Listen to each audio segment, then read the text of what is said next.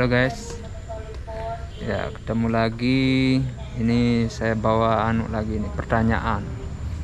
Mau saya tanyakan ke beliau. Nah, dalam hidup mungkin kita sering bertemu dengan haters ya, pembenci kita, orang-orang yang membenci kita, berbuat baik dibenci, apalagi yang tidak baik. Itu kan bagaimana cara kita menghadapinya? Bagaimana kita berhadapan lah, bagaimana kita itu sudah pokoknya jelasan belok lalu berbengong. Nah itu dia, ini dia bos sama haters. Iya, bagaimana itu pertanyaan kita tadi ya. Ya, memang soal haters ini kita nggak ngapa-ngapain aja dia nggak suka. Dia bisa orang nggak suka kita gara-gara rambut kita bagus, Iya, atau sisiran kita lebih bagus dari dia. Jadi yang bermasalah itu sebenarnya hatinya ya. hati ya. Ya, saya kira kita harus mengacu ke satu sosok, sosok yang paling baik yang pernah ada di muka bumi ini. Orang yang paling hebat akhlaknya, paling hebat prestasinya, paling hebat perlakuannya terhadap orang lain, paling hebat pekerjaannya, nyaris nggak ada salahnya. Tapi tetap dia punya pembenci. Kalau Anda hari ini merasa, oh saya sudah berbuat baik, tetapi kok tetap ada yang tanpa sebab membenci saya, maka lihat sosok ini. Ada orang yang lebih baik dari Anda 1000 kali. Dia manusia terbaik yang pernah berjalan-jalan di muka bumi ini, dengan akhlak paling baik. Ya. Pekerjaannya juga baik, nggak ada di tempatnya bisa dicela. Ternyata dia punya pembenci juga. Ada orang yang benci dia. Nah, jadi kalau begitu gimana cara Nabi? Bagaimana cara Allah mengajarkan kepada Nabi bagaimana cara dia how to deal with the haters? Yes. Bagaimana berhubungan menghadapi si pembenci ini?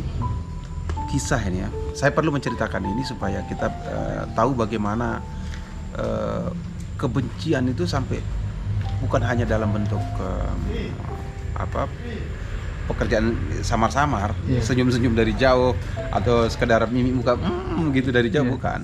Tapi ini memang sudah dalam bentuk diekspresikan dalam bentuk perbuatan kebenciannya kepada Nabi.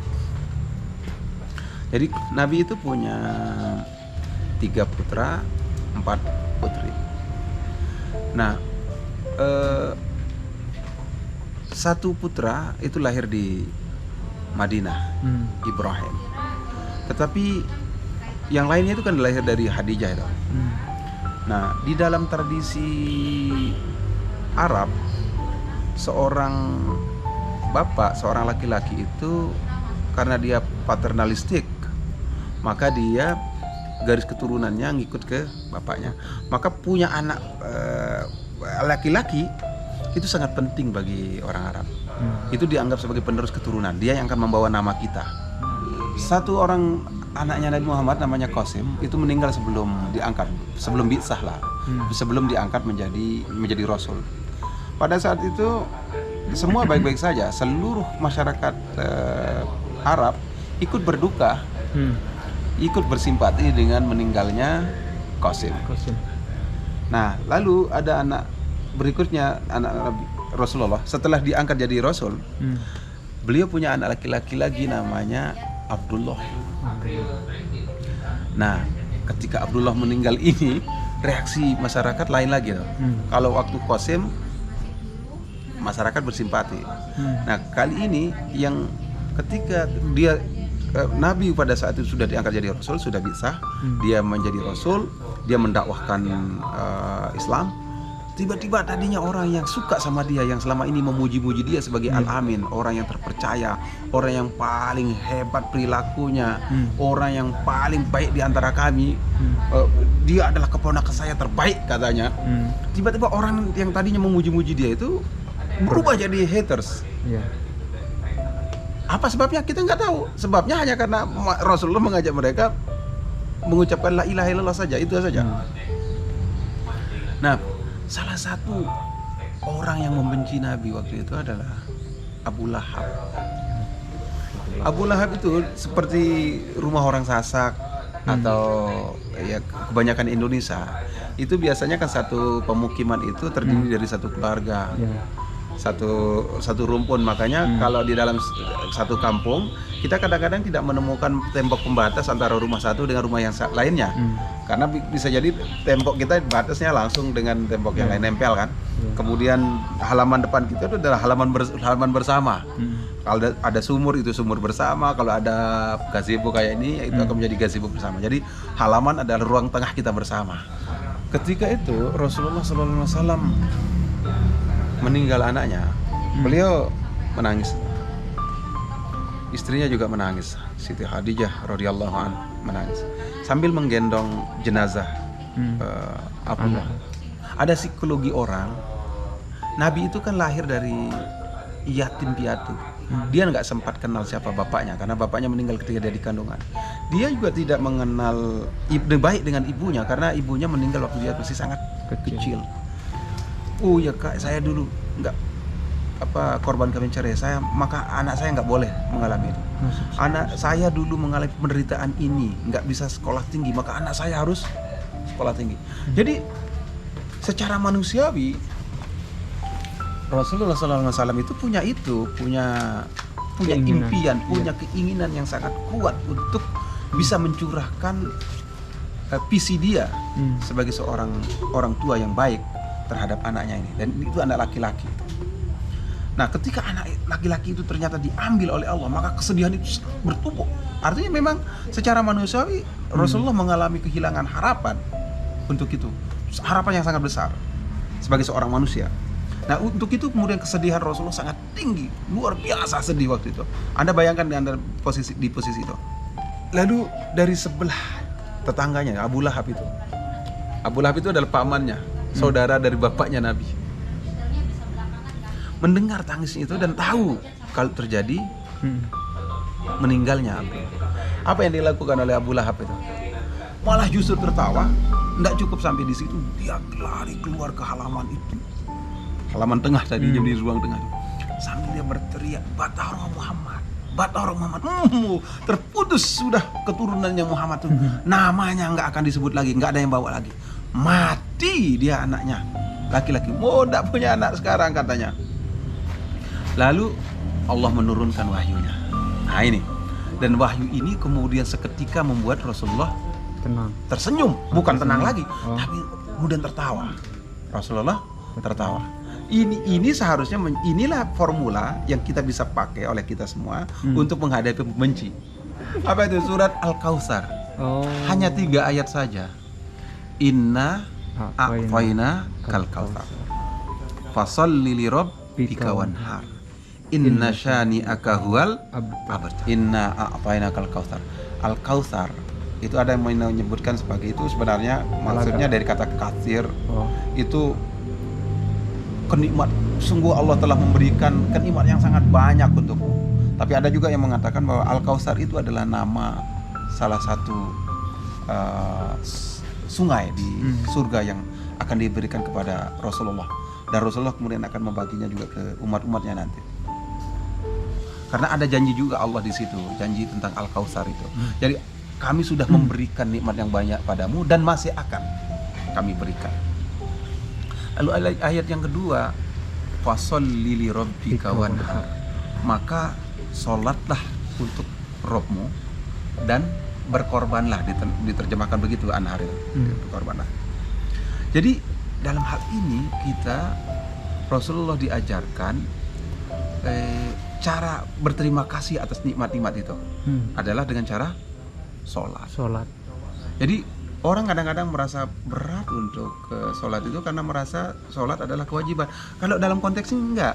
Sholat itu adalah cara berterima kasih. Cara yang paling baik di dalam Islam adalah Anda melakukan sholat. Fasholli li rabbika. Bisa diterjemahkan sebagai setelah engkau sholat, maka tetaplah berbuat baik. Berkorbanlah.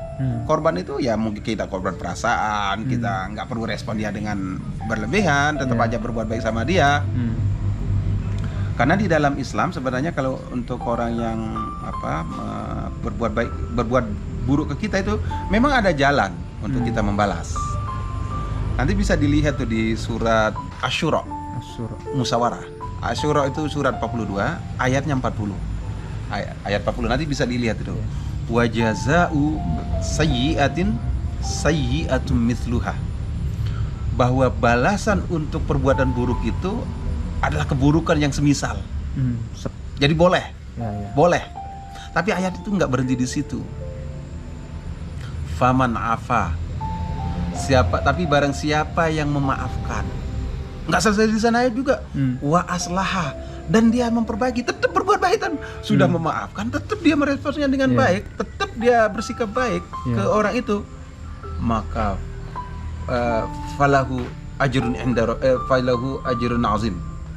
Maka untuk dia pahala, ganjaran yang sangat besar. Jadi wa jazaa'u sayyi'atin sayyi'atun mithluha faman afa wa aslaha fa ajruhu 'ala Allah. Itu ayatnya itu. Maka sungguh ganjaran dia itu dari Allah. Luar biasa besarnya untuk dia.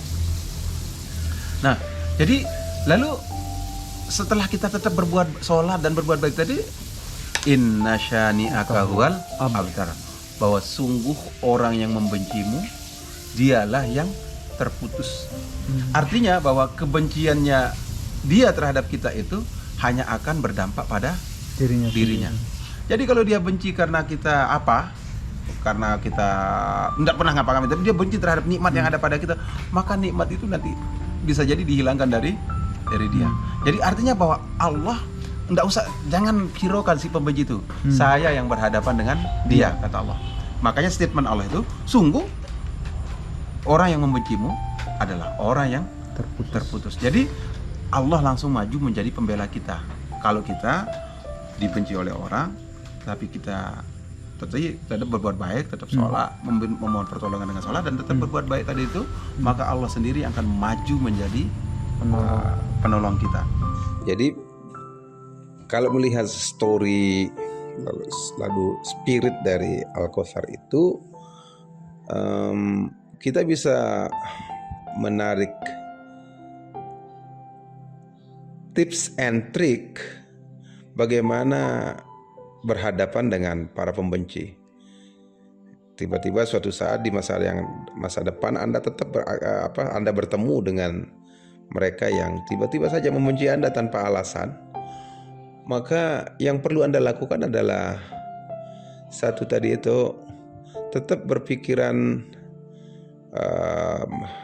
positif, karena sesungguhnya masih banyak nikmat lain.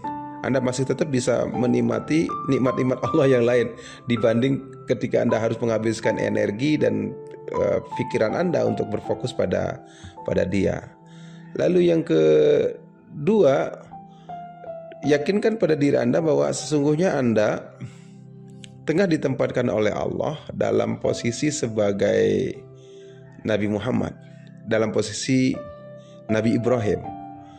Dan orang itu tengah berperan, ditempatkan oleh Allah dalam posisi dia menjalankan perannya sebagai seorang Abu Lahab. Maka berbahagialah Anda yang dipilih itu, karena dengan demikian Anda sebenarnya punya kesempatan untuk membuktikan kualitas Anda untuk apakah bisa sampai di level orang-orang soleh itu atau tidak. Nah, lalu apa yang perlu kita lakukan? Ya, lakukan seperti yang diperintahkan dalam surat Al-Kautsar tadi itu. Minta pertolongan kepada Allah dengan cara sholat. Kita doakan yang bersangkutan itu supaya dia bisa dilembutkan hatinya, berubah menjadi lebih baik. Kita terhindar dari gangguan-gangguan fisik kalau misalnya dia kebenciannya itu diekspresikan dengan tindakan fisik. Lalu yang berikutnya adalah kita diminta untuk wanhar, berkorban, entah korban perasaan, berkorban berperbuatan, atau berkorban dengan harta kita, berbuat baik kepada yang bersangkutan, supaya siapa tahu dengan kebaikan kita itu dia bisa mengubah hatinya. Karena sesungguhnya manusia itu innal insan abdul ihsan. Jadi ada pepatah itu. Jadi sesungguhnya orang seseorang manusia itu hamba dari atau sangat mudah untuk dikalahkan dengan kebaikan. Jadi karena di dalam cetak biru manusia itu sesungguhnya ada kecenderungan kita untuk merasa hutang budi, terikat oleh tunduk oleh kebaikan orang lain. Nah, tapi bagaimana kalau kita sudah melakukan semua itu tapi kemudian dia tetap membenci kita? Nah, jangan takut setelah itu, karena berikutnya Allah sendiri yang akan maju menjadi pembela Anda, bahwa sesungguhnya mereka yang membencimu, merekalah orang-orang yang terputus, entah terputus dari rahmat Allah, jadi atau terputus dari kebaikan-kebaikan yang lainnya. Jadi mudah-mudahan tips and trik sederhana ini bisa membantu kita menghadapi kehidupan sehari-hari kita di tengah ketidakpastian ini, ketidakpastian sikap orang terhadap kita. Wallahu a'lam. Assalamualaikum warahmatullahi wabarakatuh.